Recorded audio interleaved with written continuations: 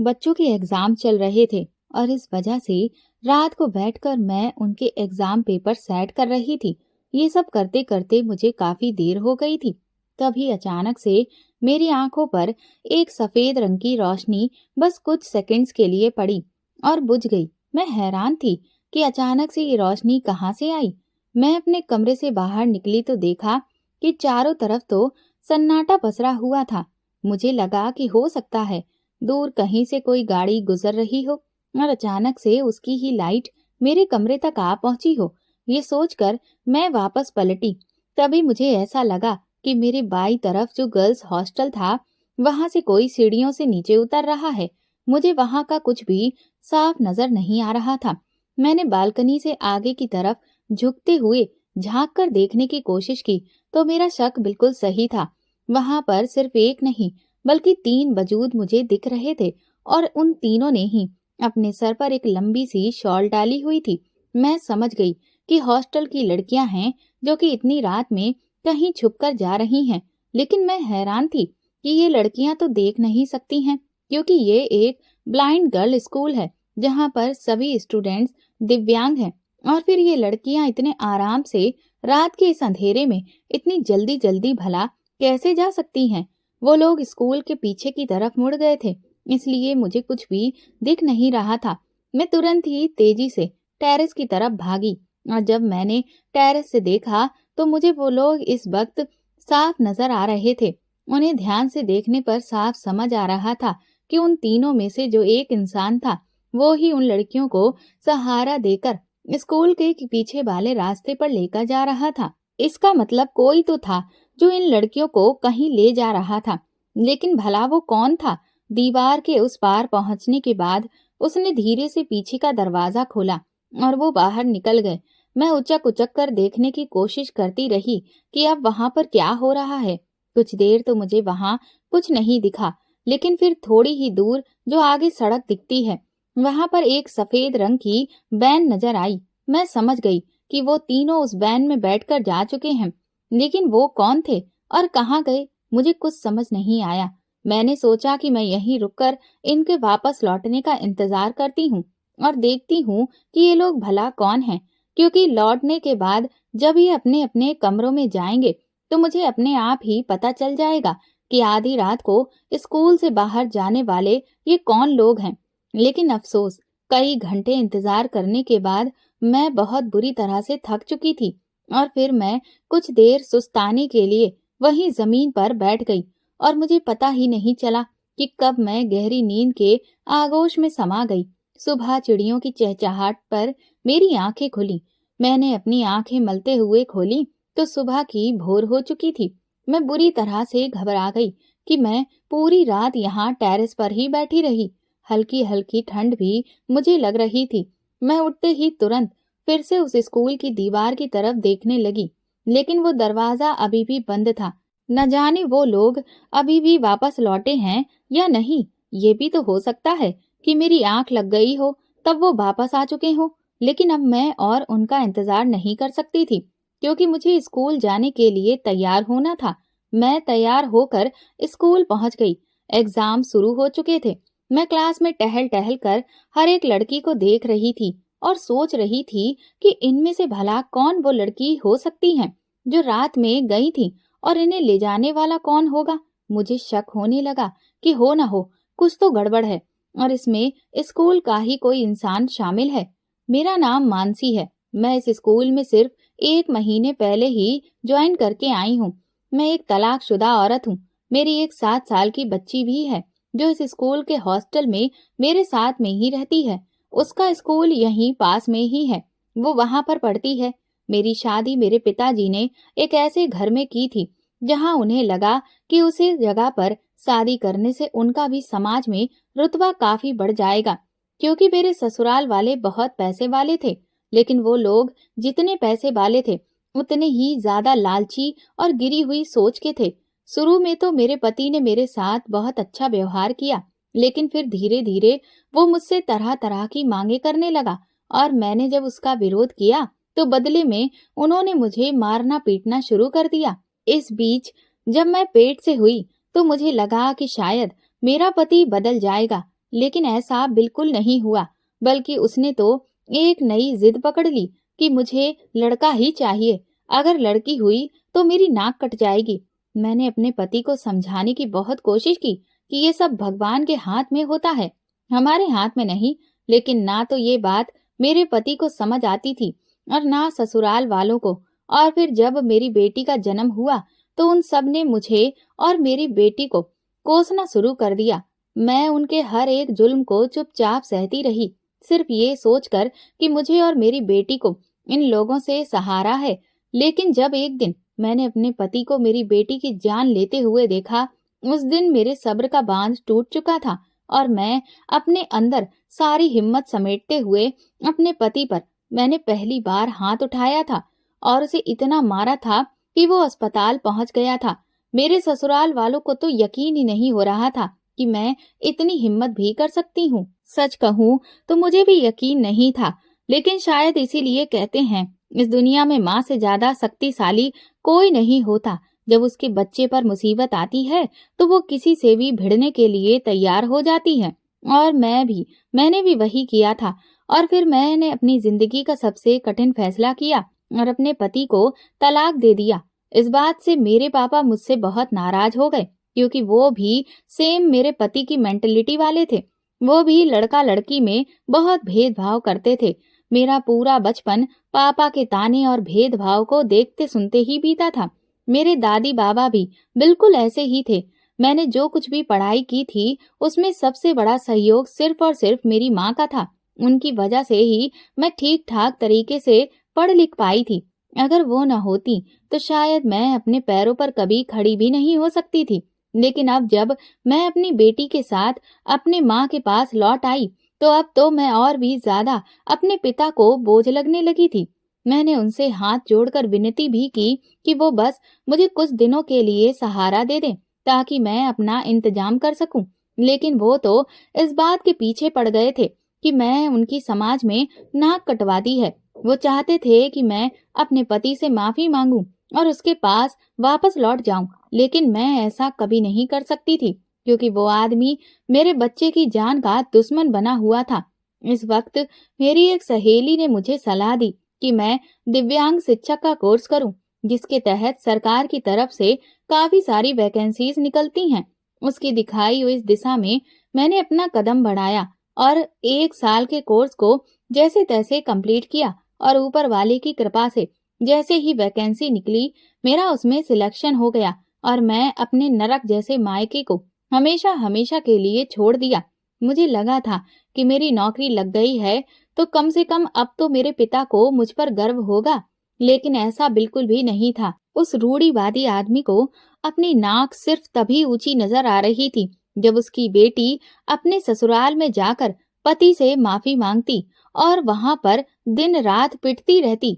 मैं आत्मनिर्भर थी और अपनी बच्ची को एक अच्छी जिंदगी देना चाहती थी, इसलिए मैंने हॉस्टल में रहने के लिए भी अर्जी दे दी थी और जल्दी ही मेरी अर्जी मंजूर हो गई और फिर मैं अपनी बेटी को लेकर हमेशा के लिए यहाँ चली आई। इन बच्चियों को देखकर भी मुझे बहुत दुख होता है। भगवान ने इनकी जिंदगी से रोशनी ही छीन ली है, बल्कि इनके अपनों का प्यार भी इनसे छीन रखा है। ये ज्यादातर लड़कियां ऐसी ही हैं जो कि सरकार के रहमो करम पर पल रही हैं। उनके परिवार वाले इन्हें अपने बोझ समझते हैं और इनसे कोई भी मतलब नहीं रखते हैं और ये अपनों के प्यार के लिए तरसती रहती हैं। इनके लिए सिर्फ यही एक दूसरे का सहारा है। मैं जब से यहाँ आई थी मैंने ये चीज नोटिस की थी कि ये बच्चियां बहुत कम बोलती हैं। मुझे शुरू शुरू में तो यही लगा कि शायद उनकी जिंदगी इतनी कठिन है, इस वजह से ही ये ऐसा व्यवहार करती हैं। लेकिन जब से मैंने उस रात वो घटना देखी थी तब से मुझे ये मामला कुछ और ही लग रहा था। इसीलिए मैंने इन सभी पर नजर रखना शुरू कर दिया था। क्लास की कुछ बच्चियों से मैंने अपनी तरफ से बात करने की कोशिश की, उनको समझाया कि अगर उन्हें कभी भी किसी तरह से मेरी जरूरत पड़े तो वो बेझिझक मुझसे अपने मन की बात कह सकती हैं। जिस पर उन्होंने हामी तो भरी, लेकिन किसी ने मुझसे कुछ भी नहीं कहा था। वो बच्चियां अक्सर हम टीचर्स के सामने खामोश सी ही रहती थीं, लेकिन आपस में कुछ न कुछ बात करती रहती थीं। अगले दिन रात को मैंने फिर से वही नजारा देखा। ये देखकर मुझे बहुत गुस्सा आया कि जरूर कोई है जो इन बच्चियों के अंधेपन का फायदा उठा रहा है। इसीलिए मैं दौड़कर नीचे गई। मैंने सोचा कि यहाँ पर जो गेट पर गार्ड है वो अपनी ड्यूटी कैसे निभा रहा है। उसे ख्याल ही नहीं है कि उसकी नाक के नीचे से पीछे के रास्ते से इन बच्चियों को कोई अपने मकसद के लिए इस्तेमाल कर रहा है। मैं दौड़कर उस तरफ गई जहां पर गार्ड बैठा हुआ था, लेकिन मैंने देखा कि वहां पर तो गार्ड था ही नहीं। ये देखकर मेरे होश उड़ गए। इसका मतलब ये था कि शायद वो जो तीसरा शख्स होता है वो और कोई नहीं, गार्ड ही था जो उन बच्चियों को लेकर कहीं जा रहा था। मुझे अब उस गार्ड पर बहुत गुस्सा आया। मैंने सोच लिया था कि मैं इसकी शिकायत प्रिंसिपल सर से जरूर करूंगी। ये सोचते हुए ही मैं पलटकर वापस अपने रूम की तरफ जाने लगी कि तभी मुझे किसी के खांसने की आवाज सुनाई दी। मैं एकदम से साइड में छुप गई और मैंने देखा तो वो और कोई नहीं, गार्ड ही था। वो बाथरूम गया हुआ था। मैं एक बार फिर हक्का बक्का रह गई। अगर गार्ड यहाँ पर है तो फिर उन लड़कियों को लेकर कौन जा रहा है? इसका मतलब इस गार्ड को तो कुछ पता ही नहीं है। मैं तो उलझ कर ही रह गई थी कि भला यहाँ पर ये क्या हो रहा है। मुझे ये मामला ठीक से पता नहीं था, लेकिन फिर भी मुझे लगा कि इस बारे में प्रिंसिपल सर को बताना मेरी जिम्मेदारी बनती है। यही सोचकर मैं प्रिंसिपल सर के पास गई। पहले तो मुझे समझ ही नहीं आ रहा था कि मैं कैसे उनसे ये बात कहूँ, लेकिन फिर मैंने जो कुछ भी देखा था वो सब कुछ बता दिया, जिसे सुनकर वो दंग रह गए। फिर वो मुझसे कहने लगे, मिस मानसी, मैं आपसे सिर्फ इतना ही कहूंगा कि आप यहाँ पर जिस काम के लिए आई हैं उस पर ध्यान दें, बाकी चीजों पर नहीं। और अगर आपने ऐसा कुछ देखा है तो फिर ठीक है, मैं इस मामले की जांच अपने स्तर पर खुद से ही करूंगा। लेकिन आप किसी भी मैटर में नहीं पड़िए, क्योंकि आप भी जानती हैं कि ये स्कूल नॉर्मल बच्चियों का नहीं है। यहाँ पर दिव्यांग बच्चियां हैं और वैसे तो उनके पेरेंट्स को उनसे कोई मतलब नहीं है, लेकिन अगर कोई भी ऐसी वैसी बात हुई तो हंगामा काटने के लिए उनके माँ बाप सबसे पहले स्कूल में आकर खड़े हो जाएंगे। और फिर मुझे नहीं लगता कि आप भी किसी मुसीबत में पड़ना चाहेंगी, क्योंकि आप पर भी आपकी छोटी बच्ची की जिम्मेदारी है। प्रिंसिपल सर की बात मुझे ठीक लग रही थी, क्योंकि ये तो बात सही थी। मैं किसी भी मुसीबत में नहीं पड़ना चाहती थी। प्रिंसिपल सर ने कहा, इसीलिए आप फिलहाल सिर्फ अपने काम पर ध्यान दें और बाकी मैं सारी चीजों को खुद देख लूंगा। आप बिल्कुल भी फिक्र मत करिए। प्रिंसिपल सर की बात सुनकर मैं बिल्कुल निश्चिंत हो गई थी।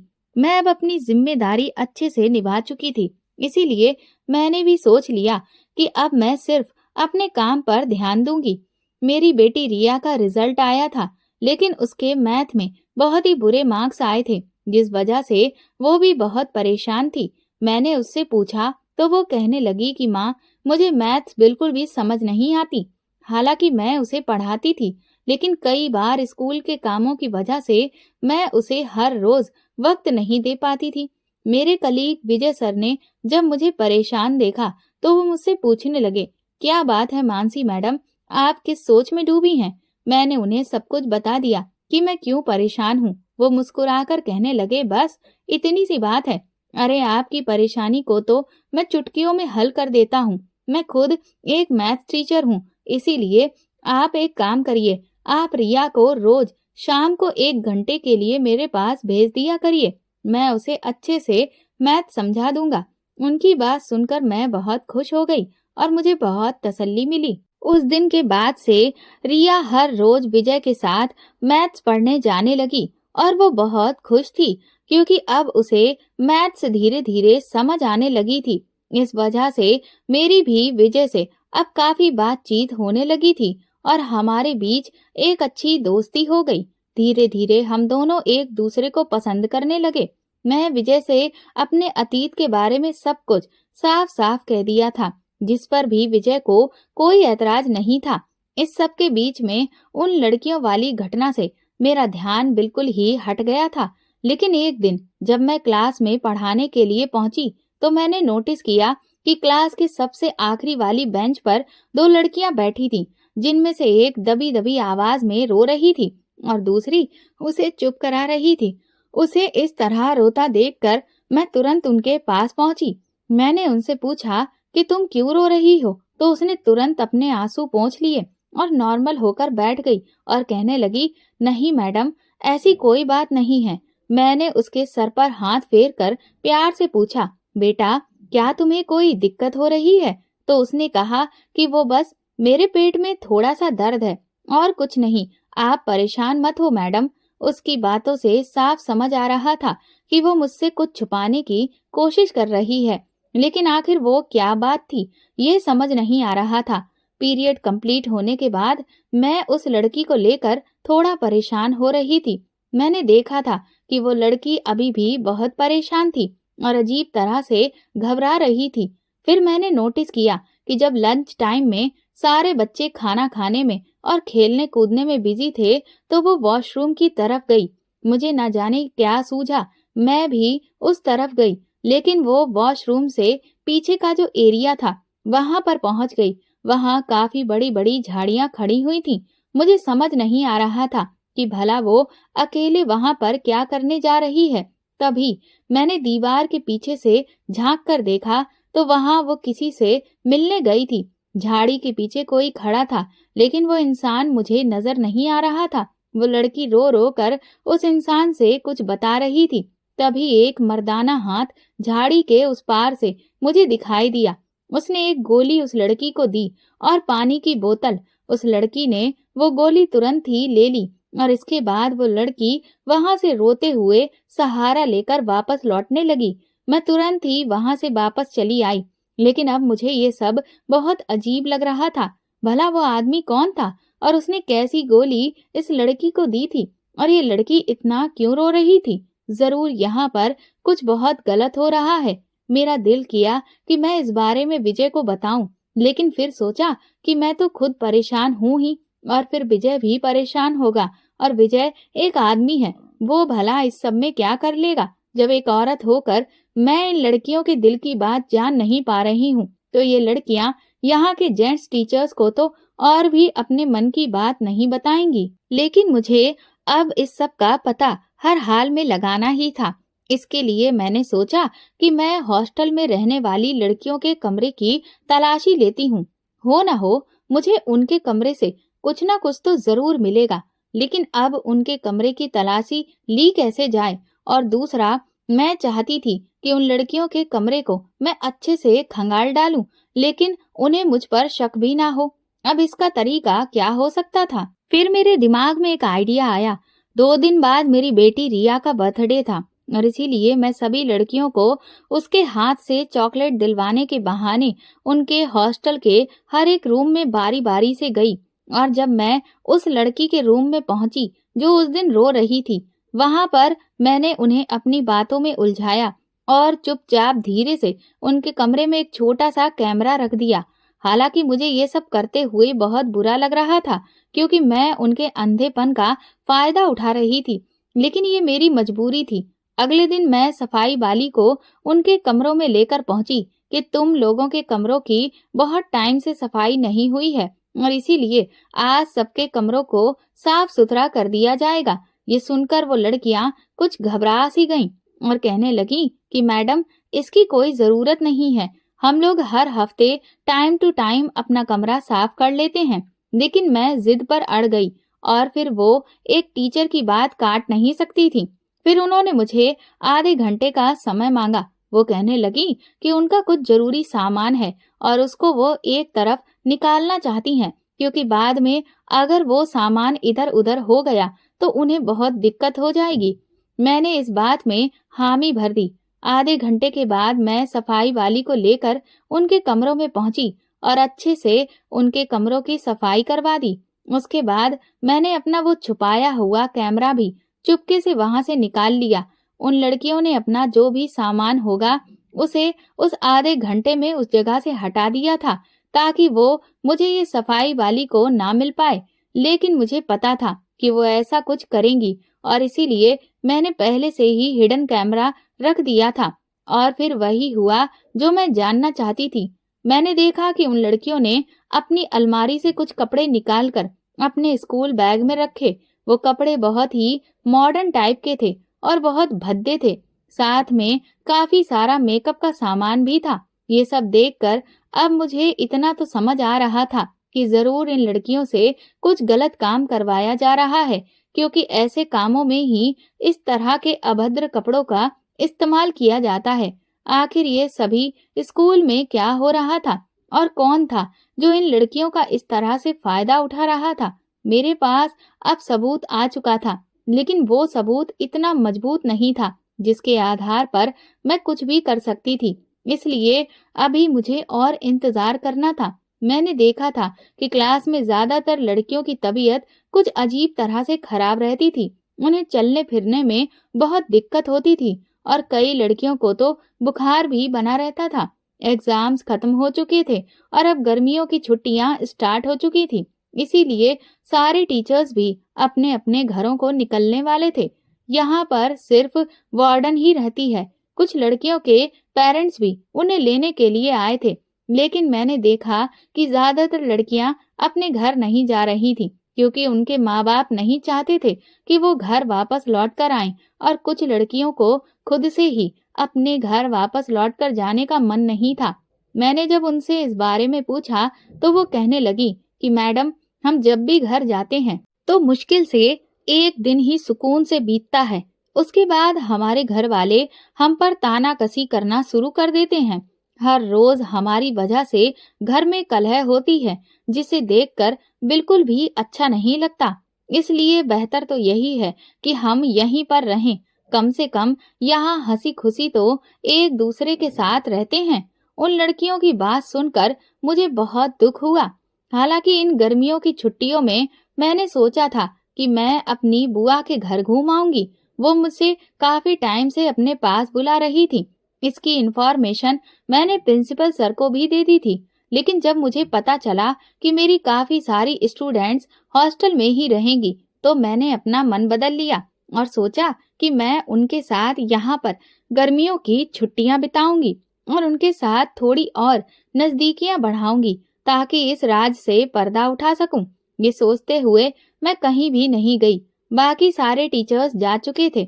विजय भी अपने घर के लिए निकल गया था।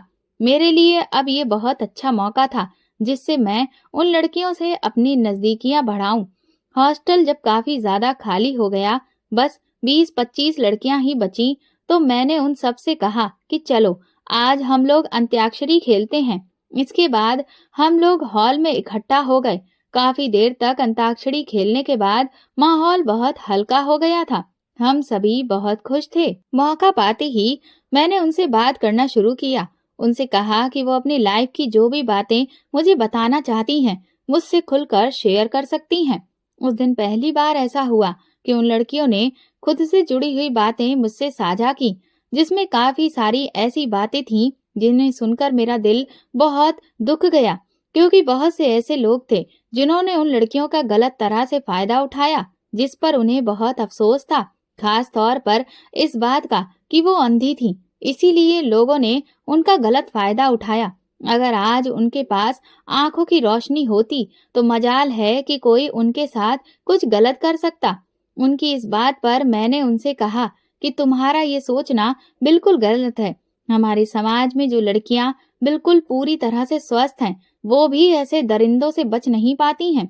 उनमें से एक स्टूडेंट बोली, लेकिन मैडम, इसका असर हम लड़कियों पर इतना ज्यादा होता है कि हमें बहुत डर लगता है। हम अपने आप को बहुत कमजोर महसूस करते हैं, जिस वजह से हम कभी भी ऐसी चीजों का विरोध नहीं कर सकते और हमें चुपचाप सब कुछ झेलना पड़ता है। मैंने उनसे कहा कि आप लोगों को क्या लगता है कि क्या मेरे साथ कभी कुछ ऐसा नहीं हुआ? मेरी इस बात पर वो चौंक गईं। फिर मैंने उनसे कहा कि आज मैं तुम्हें अपनी लाइफ की एक सच्ची घटना बताती हूँ। मैं उस वक्त काफी छोटी थी, तब मेरे साथ भी ऐसी बहुत सी चीजें हुई। जैसे कभी माँ के साथ जब मार्केट गई तो वहाँ किसी ने यहाँ वहाँ से छुआ। कभी स्कूल जाते हुए अचानक से किसी ने हाथ मार दिया तो कोई पीछा करता था। मैं ऐसी चीजों से बहुत डरती थी और कभी मैंने इन सब बातों के बारे में किसी को नहीं बताया। मुझे लगा कि अगर मैं किसी से कुछ कहा तो फिर मुझे ही सब लोग गलत समझेंगे। मैं भी तुम सब की तरह खुद को बहुत कमजोर समझती थी। और इसीलिए मैंने कभी किसी का विरोध नहीं किया। धीरे धीरे मैं बड़ी होती गई। उस साल मेरा 12th था। मेरे साथ मेरी बेस्ट फ्रेंड मीनाक्षी भी पढ़ती थी। हम दोनों लोग स्कूल से बस से आते जाते थे। उसके घर का सबसे लास्ट स्टॉपेज था और इसीलिए वो बस में सबसे आखिरी स्टूडेंट होती थी। उस दिन जब मैं अपने घर पर उतरी, तब मुझे अचानक याद आया कि मेरे पास तो मेरी फ्रेंड की कॉपी है और उस वक्त एग्जाम चल रहे थे। मुझे लगा कि उसे भी पढ़ना होगा, इसीलिए मुझे उसकी कॉपी अभी और इसी वक्त उसे दे देनी चाहिए। कहीं ऐसा ना हो कि मैं शाम तक उसकी कॉपी वापस करना भूल जाऊं। मीनाक्षी का घर मेरे घर से 20-25 कदम की दूरी पर था। मैं पैदल ही उसके घर की तरफ चली गई, लेकिन तभी मैंने देखा कि हमारे स्कूल की बस उसके घर के सामने रुकी ही नहीं, बल्कि सीधा तेज रफ्तार में आगे बढ़ती चली गई। ये देखकर मुझे बहुत अजीब लगा कि मेरी फ्रेंड मीनाक्षी अपने घर पर उतरी क्यों नहीं। मुझे कुछ गड़बड़ का एहसास हुआ। तभी पीछे से एक टैक्सी आ रही थी। मैंने उन टैक्सी वाले भैया से उस बस का पीछा करने के लिए कहा। काफी आगे जाने के बाद वो बस एक वीरान जगह पर मुड़ गई और फिर मैंने उस झाड़ियों के पास खड़े हुए देखा। मैं टैक्सी से वहीं उतर गई और अपनी फ्रेंड को ढूंढने लगी। बस के पास पहुंची तो देखा कि बस तो बिल्कुल खाली थी। मुझे बहुत बुरी तरह से डर लगने लगा कि मेरी फ्रेंड मीनाक्षी आखिर कहाँ गई। तभी मुझे अचानक से मीनाक्षी के चीखने की आवाज सुनाई दी। मैं उन झाड़ियों को पार करती हुई अंदर जंगल में चली गई और जैसे ही मेरे सामने नजर पड़ी तो मेरे हाथ पैर बुरी तरह से कांपने लगे थे। बस का ड्राइवर और कंडक्टर दोनों ही मेरी फ्रेंड के साथ उस वक्त खींचातानी कर रहे थे। उन्हें देखते ही मैं समझ गई कि वो मेरी फ्रेंड के साथ क्या करने वाले हैं। वो बुरी तरह से उनके सामने हाथ जोड़कर रो रो कर गिड़गिड़ा रही थी और उसे छोड़ देने की भीख मांग रही थी। लेकिन उन दोनों में से किसी को भी उस पर तरस नहीं आ रहा था। उन्होंने उसके ऊपर की शर्ट को पूरी तरह से फाड़ दिया था। वो उन्हें भगवान का वास्ता दे रही थी, लेकिन उन दरिंदों में दया नाम की चीज नहीं थी।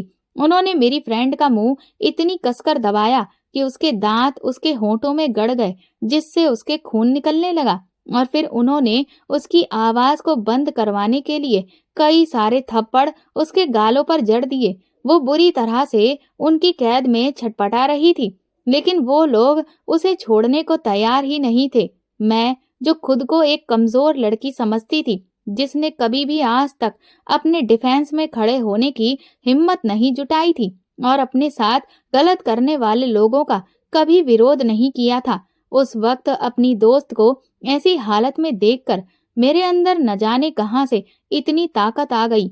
मैं उस वक्त गुस्से से भरी पड़ी थी और कुछ भी करके अपनी दोस्त को उन दरिंदों से बचा लेना चाहती थी। और इसीलिए मैंने न आओ देखा न ताओ और पास ही पड़ा हुआ एक नुकीला पत्थर उठाया और सबसे पहले उस कंडक्टर के सर पर दे मारा।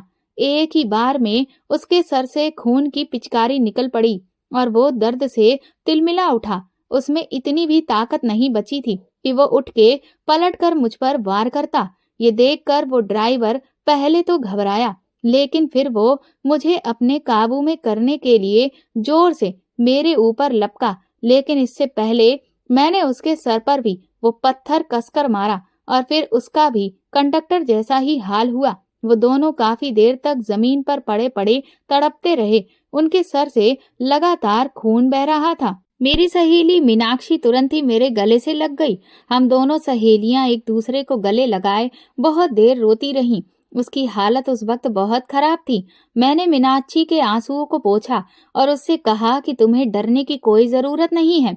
तुमने देखा ना कि ऐसे लोगों का मैंने क्या हाल किया है, इसलिए अब तुम ऐसे लोगों से कभी नहीं डरोगी। मीनाक्षी ने देखा कि कुछ ही देर में वो कंडक्टर और ड्राइवर बिल्कुल शांत पड़ गए थे। वो समझ गई कि वो मर चुके हैं। ये देखते ही उसने तुरंत ही मेरे हाथ से वो पत्थर ले लिया और मुझसे कहा कि मैं किसी के भी सामने ये ना कहूँ कि मैं उसे वहां बचाने के लिए आई थी। मुझे उस वक्त कुछ समझ नहीं आया, पर मीनाक्षी ने मुझे अपनी दोस्ती का वास्ता दिया। शाम तक पुलिस को ये खबर मिल चुकी थी। मीनाक्षी ने उन दोनों के खून का इल्जाम अपने सर लिया। पुलिस उसे पकड़ कर ले गई थी और मैं चुप्पी साधे अपने घर में थी। मुझे कुछ भी समझ नहीं आ रहा था। मीनाक्षी को कोर्ट में पेश किया गया। मुझे डर लग रहा था कि कहीं मेरी सहेली को सजा ना हो जाए। उस वक्त मुझे सिर्फ एक ही उम्मीद की किरण नजर आई, मेरी बुआ जी। दरअसल मेरी बुआ एक बहुत अच्छी वकील थी, लेकिन क्योंकि उन्होंने अपनी मर्जी से अपना जीवन साथी चुना था, इसीलिए मेरे पिता और दादाजी ने उनसे सारे रिश्ते खत्म कर दिए थे। उन्होंने उनके एक फैसले की वजह से ये भी नहीं देखा कि उनकी बेटी कितनी होनहार थी। मैंने इस वक्त चुपके से अपनी बुआ को फोन किया और उनसे भीख मांगी कि वो किसी भी तरह से मेरी सहेली को बचा लें। मैंने उन्हें सारी सच्चाई बता दी थी कि उन लोगों का खून मेरी सहेली ने नहीं बल्कि मैंने किया है, और उसने ही वो सारा इल्जाम मुझे बचाने की खातिर अपने सर पर ले लिया था। इसके बाद मेरी सहेली का केस मेरी बुआ ने ही लड़ा। वो इतनी होनहार थी कि उन्होंने कोर्ट में इस बात की अच्छे से दलील दी कि मीनाक्षी ने सिर्फ अपनी इज्जत को बचाने की खातिर उन जैसे दरिंदों को उनके अंजाम तक पहुंचाया था, और कोई भी इंसान अपने डिफेंस में ऐसा ही करेगा। कोर्ट ने भी सच्चाई का साथ दिया और मीनाक्षी को बाइज्जत बरी कर दिया था। हम बहुत खुश थे। आज तक ये हकीकत सिर्फ मुझे, मेरी बुआ और मेरी फ्रेंड को ही पता है, लेकिन उस वक्त मैंने जो हिम्मत दिखाई थी वो मेरे लिए ही नहीं बल्कि हम में से सभी लड़कियों के लिए बहुत जरूरी होती है। हम लड़कियां हमेशा खामोशी से सब कुछ बर्दाश्त करती रहती हैं, और इसीलिए जुल्म करने वाले हम पर जुल्म करते हैं। जिस दिन हम ऐसे लोगों के खिलाफ खड़े हो जाएंगे, वो हमारा कुछ भी नहीं बिगाड़ सकते। मेरी इस बात पर वहां बैठी हर एक लड़की हिम्मत से भर गई थी। तभी उनमें से एक लड़की बोली, मैडम, मैं आपसे कुछ कहना चाहती हूँ। मुझे उम्मीद नजर आई कि अब शायद मैं सच्चाई तक पहुंच जाऊंगी, लेकिन इससे पहले कि वो लड़की कुछ भी कहती, विजय अचानक वहां पर आ गया। मैंने उससे कहा कि तुम अपने घर क्यों नहीं गए? तो कहने लगा कि मैं तो निकल गया था, लेकिन आधे रास्ते में मुझे पता चला कि तुम हॉस्टल में ही रुकी हो और बच्चियों का ख्याल रख रही हो, इसलिए मैंने सोचा क्यों ना मैं भी तुम्हारा साथ दूं, और इसीलिए मैं वापस आ गया। मैंने उससे कहा, अच्छा किया जो तुम भी आ गए। मैंने दोबारा से उस लड़की से कहा कि हाँ, बताओ बेटा, तुम मुझसे क्या कहना चाहती थी? पर उसने इनकार कर दिया। वो बोली, नहीं मैडम, मैं कुछ भी नहीं कहना चाहती थी। ये देखकर मुझे अजीब लगा। मुझे पता नहीं क्यों ऐसा लग रहा था कि वो लड़कियां विजय के सामने कुछ भी नहीं बताना चाहती थीं। मुझे विजय के वहां पर आ जाने से बहुत अफसोस हो रहा था, लेकिन फिर भी मैं हिम्मत नहीं हार सकती थी। जब तक गर्मियों की छुट्टियां चली, तब तक मैंने देखा कि अब वो शख्स जो लड़कियों को लेकर रात को कहीं जाता था, वो कहीं भी नहीं दिख रहा था और किसी भी लड़की को लेकर नहीं जा रहा था।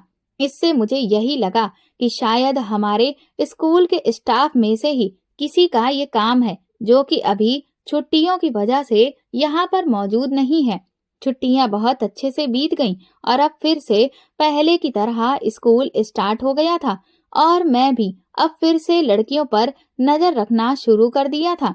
अगली रात मैंने देखा कि फिर से एक शॉल ओढ़े हुए शख्स दो लड़कियों को लेकर पीछे वाले रास्ते से कहीं लेकर निकल गया, लेकिन आज मैंने फैसला कर लिया था कि मैं जान कर ही रहूंगी कि वो इंसान इन लड़कियों को लेकर कहाँ जाता है। इसीलिए मैं भी तुरंत ही उनके पीछे निकल गई। मैंने पहले से ही एक साइकिल बाहर निकाल कर रखी हुई थी। इस साइकिल से मैंने उनकी वैन का पीछा किया और मैं उस वक्त दंग रह गई जब मैंने देखा कि वो गाड़ी एक आलीशान होटल के सामने जाकर रुकी थी। मैं चुपके चुपके उन लोगों का पीछा करने लगी। वो आदमी उन लड़कियों को लेकर होटल के एक रूम के सामने पहुंचा और फिर उसने उस रूम का दरवाजा खोलकर उन दोनों लड़कियों को अंदर भेज दिया और खुद बगल वाले रूम में चला गया। तकरीबन 2 घंटे के बाद रूम का दरवाजा खुला और वो लड़कियां बहुत बुरी हालत में बाहर निकली। वो उस वक्त काफी रो रही थीं। फिर जैसे ही बगल वाले रूम से उस आदमी ने उन लड़कियों को अपने साथ लेकर चलना शुरू किया, तभी वहां पर पुलिस आ गई, जिसे देखकर उस आदमी के होश उड़ चुके थे। दरअसल पुलिस को खबर मैंने ही की थी। मुझे पूरा यकीन था कि यहाँ पर जरूर कुछ गलत ही हो रहा है, और इसीलिए इन 2 घंटे में मैंने पुलिस को फोन करके यहाँ बुला लिया था। मैं भी तुरंत ही उन लोगों के सामने पहुंची तो वो आदमी बुरी तरह से घबरा गया। जब उन लड़कियों ने मेरी आवाज सुनी तो वो मेरा नाम लेकर पुकारने लगी। मानसी मैडम, हमें बचा लीजिए। मैंने आगे बढ़कर उन्हें अपने गले से लगा लिया। मैंने कहा कि तुम्हें फिक्र करने की जरूरत नहीं है, मैं आ गई हूं ना, और पुलिस भी आ चुकी है। मैंने जैसे ही उस आदमी के चेहरे से शॉल हटाया तो मेरे होश उड़ चुके थे, क्योंकि ये और कोई नहीं बल्कि विजय ही था। मैंने विजय के मुंह पर एक जोरदार थप्पड़ मारा। मैंने कहा कि मैंने तुमसे प्यार करने लगी थी, लेकिन तुम इतने नीच और गिरे हुए इंसान निकलोगे, मैं कभी सपने में भी नहीं सोच सकती थी। विजय मुझसे माफी मांगने लगा, कहने लगा कि ये मेरी मजबूरी थी, मुझे बहुत सारे पैसों की जरूरत थी और इसीलिए मुझे इस गलत काम में प्रिंसिपल का साथ देना पड़ा। ये सुनते ही मैं और ज्यादा चौंक गई। पुलिस ने विजय से कहा कि अब तुम हमें सारी सच्चाई बताओ। विजय ने बताया कि दिव्यांग बच्चों के लिए सरकार की तरफ से इन्हें सुविधाएं देने को काफी सारा पैसा आता है, जिसमें से ज्यादातर पैसा प्रिंसिपल अपने पास ही रख लेता है। लेकिन प्रिंसिपल एक नंबर का लालची है, उसे और भी ज्यादा पैसे कमाने थे और इसीलिए उसने इन लड़कियों के अंधेपन का फायदा उठाया ताकि वो इनका इस्तेमाल करके ज्यादा से ज्यादा पैसे कमा सके। मैं एक बहुत ही गरीब परिवार से आता हूँ, मुझे भी पैसों की सख्त जरूरत थी, इसीलिए प्रिंसिपल ने मुझे इस काम में अपना साथ देने के लिए मजबूर कर दिया। उसने मुझसे कहा कि मैं इन लड़कियों को इस बात के लिए तैयार करूं कि सरकार की तरफ से सरकारी डॉक्टर मुहैया कराए जा रहे हैं, जो कि इनका ट्रीटमेंट करने के बाद इन्हें इनकी आंखों की रोशनी वापस लौटा सकते हैं। एक बार अगर तुम इन्हें इस बात का यकीन दिला दोगे तो ये तुम्हारे साथ खुशी खुशी अपने ट्रीटमेंट के लिए जाने को तैयार हो जाएंगी, और जैसे ही ये इस जाल में फंसेंगी तो दोबारा कभी निकल नहीं सकेंगी। इस तरकीब को अपनाते हुए मैं हर रात 2 लड़कियों को राजी करके मेरे साथ अपनी आंखों की जांच कराने के लिए ले जाता। ये बेचारी लड़कियां इस खूबसूरत दुनिया को देखने के लिए बहुत बेताब थीं और ये हर हाल में अपनी आंखों की रोशनी वापस पाना चाहती थीं। इसीलिए इन्होंने मुझ पर यकीन कर लिया। मैं चेकअप के बहाने से इन्हें यहाँ होटल में लाया और जो दरिंदा हमें इनके साथ एक रात के बदले मोटी रकम देने को तैयार हो जाता था, उसके हवाले हम इन्हें कर दिया करते थे। ये बहुत रोती गिड़गिड़ाती, लेकिन हम में से किसी ने भी इन पर तरस नहीं खाया और फिर हमने इन्हें धमकी दी कि उनकी हमने वीडियो बना ली है और अगर इन्होंने ये सच्चाई किसी को भी बताई तो उनकी वो वीडियो हम इंटरनेट पर डाल देंगे। फिर तो उनके घर वाले इनसे और भी ज्यादा नफरत करने लगेंगे। इस बात से ये लड़कियां बहुत डर गईं और फिर इन्होंने अपने ऊपर होने वाली ज्यादती के बारे में कभी किसी को नहीं बताया। इस बीच कई बार ऐसा भी होता था कि कुछ लड़कियां पेट से हो जाती थीं, तो प्रिंसिपल उन लड़कियों के बच्चों को हटाने वाली गोली दे देता था। मजबूरन वो गोली इन लड़कियों को हर हाल में खानी ही पड़ती थी। विजय मेरे आगे हाथ जोड़कर माफी मांगने लगा कि उसने ये सब कुछ मजबूरी में किया है। मैंने उससे कहा कि कुछ भी तुमने मजबूरी में नहीं किया, अगर तुम इतने ही मजबूर थे तो कुछ और काम भी कर सकते थे, लेकिन नहीं, तुमने ये घटिया काम चुना क्योंकि तुम खुद भी एक घटिया इंसान हो। पुलिस ने तुरंत ही विजय और प्रिंसिपल को गिरफ्तार कर लिया था। इसके बाद स्कूल की काफी सारी लड़कियों का मेडिकल चेकअप कराया गया, जिससे ये बात साबित हुई कि उन लड़कियों के साथ इन लोगों ने कितना बुरा किया था। और जब दुनिया के सामने ये सच्चाई आई कि उन अंधी लड़कियों का इस तरह से फायदा उठाया गया है, तो उनके घर वालों ने जो थोड़ा बहुत मतलब पहले उनसे रखा हुआ था वो भी पूरी तरह से खत्म कर दिया था। इससे वो लड़कियां बहुत बुरी तरह से टूट गईं। लेकिन मैंने उन लड़कियों का हौसला बढ़ाया। मैंने उनसे कहा कि तुम्हें अब अपने लिए जीना है, अपनी खुशियों के लिए, और खुद को कभी भी कमजोर नहीं समझना है, बल्कि अपने पैरों पर खड़े होकर ना सिर्फ अपना बल्कि दूसरों का सहारा भी बनना है। इस बीच मैंने एक एनजीओ में जाकर बात की तो उन्होंने उन लड़कियों को कई सारे हुनर सिखाने की मुहिम शुरू की ताकि वो लड़कियां आगे चलकर अपने हुनर को अपना प्रोफेशन बनाकर भी जिंदगी में अपनी पहचान बना सकें। आज वो सभी लड़कियां बहुत खुश हैं। वो अपनी जिंदगी को बनाने में इतनी मशरूफ हैं कि अब उनके पास अपने अतीत के घाव को याद करने का वक्त ही नहीं है। दोस्तों, अगर आपको हमारी कहानी पसंद आई है तो कमेंट करके ज़रूर बताएं और वीडियो को लाइक करके ज़्यादा से ज़्यादा शेयर करें। चैनल पर नए हैं तो सब्सक्राइब करें और हाँ, नोटिफिकेशन बेल को ज़रूर दबाएं ताकि अगली अपडेट सबसे पहले आपको मिले। धन्यवाद।